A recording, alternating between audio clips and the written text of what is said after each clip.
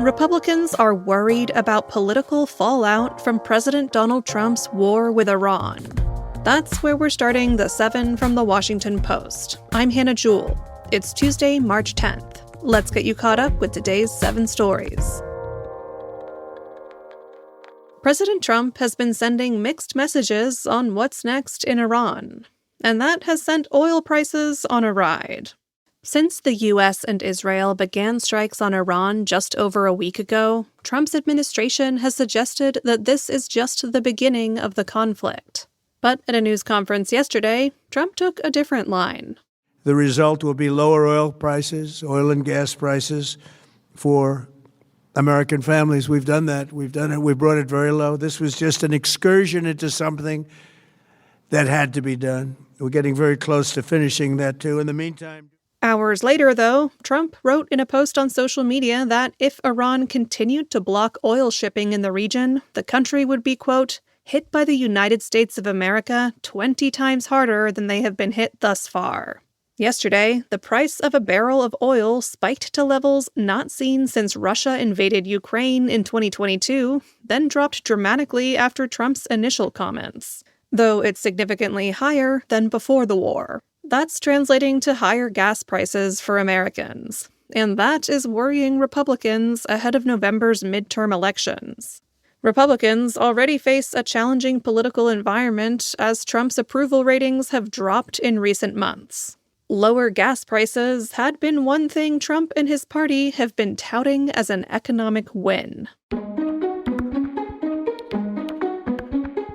The Trump administration ordered more U.S. diplomats to leave the Middle East. That's number 2. Yesterday, an ordered departure went out to non-essential American staff and their families at the U.S. consulate in Adana in Turkey.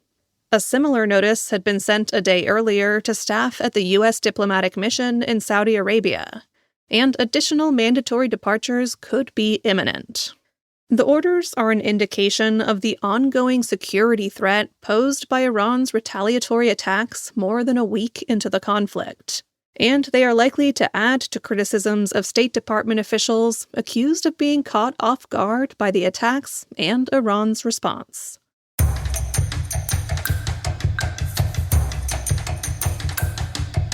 Number 3. 2 men allegedly tried to detonate devices near New York Mayor Zohran Mamdani's home. On Saturday, protesters gathered for an anti-Islam rally near Gracie Mansion. That's the mayoral residence. Officials said 18-year-old Amir Balat and 19-year-old Ibrahim Kayumi traveled to New York from Pennsylvania and tried to detonate 2 devices near the protest. According to court documents, the suspects made multiple references to the Islamic State, also known as ISIS.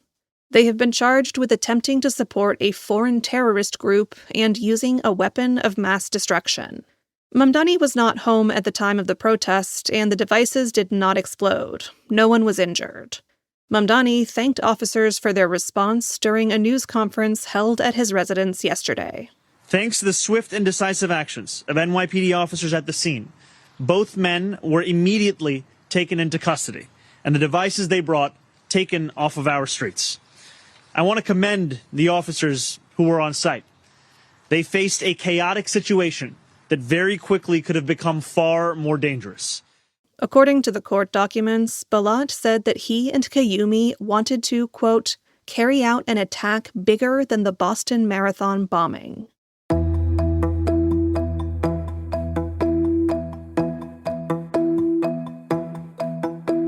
Number 4. A liberal justice criticized the Supreme Court's emergency rulings. Yesterday, Supreme Court Justice Ketanji Brown Jackson shared her views during an annual lecture in Washington, D.C.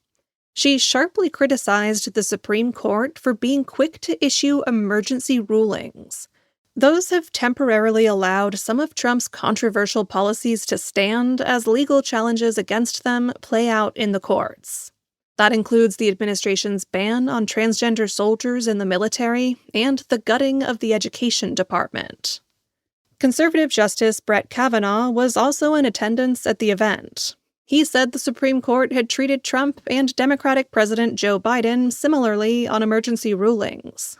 Trump's administration has won 25 such cases since his second term began. That overwhelming record has drawn criticism from Democrats and the 3 liberal justices on the Supreme Court.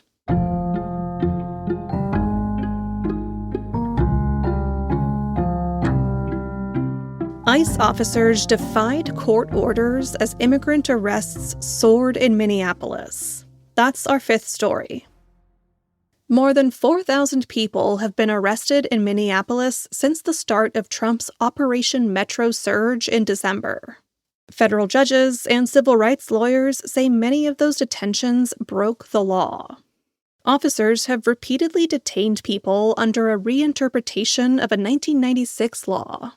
That states that anyone in the United States illegally shall be detained without bond indefinitely. They have been doing so in Minneapolis even when courts had ordered that detainees be granted a bond hearing or set free. The Post reviewed 66 cases in which a federal judge ruled that the Trump administration had violated court orders.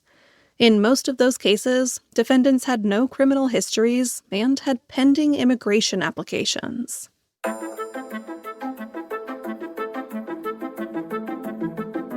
Number 6. Spring break travel is shaping up to be extra chaotic this year.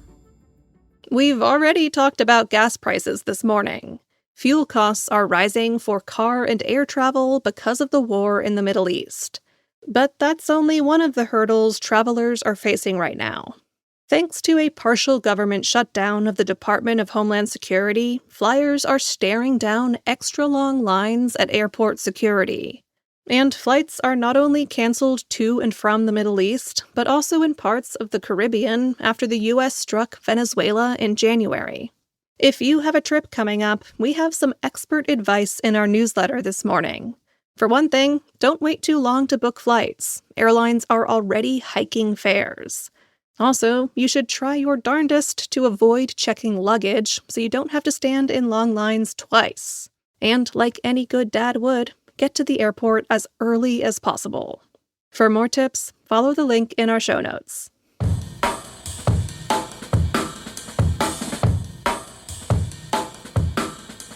And at number 7, eating certain foods consistently could help you sleep better. A growing body of research suggests that consistency with certain diets can have a positive effect on sleep quality and duration. Unfortunately, there is no single magic food to unlock delicious sleep, other than turkey on Thanksgiving. But there's good evidence for diets built around lean proteins, fruits and vegetables, whole grains, nuts, seeds, and dairy. Certain foods are rich in sleep-promoting melatonin, like tart cherries, milk, and eggs.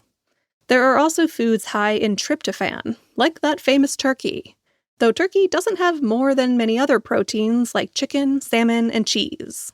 Other foods, meanwhile, have been shown to be sleep disruptors, like caffeine, obviously, but also sugary drinks and ultra-processed foods.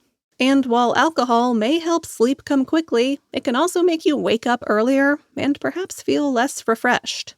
So just say no to that bedtime espresso martini.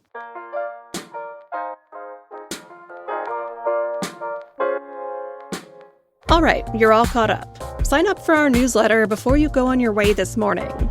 It's totally free, and it has links to all the stories I talk about here on the podcast.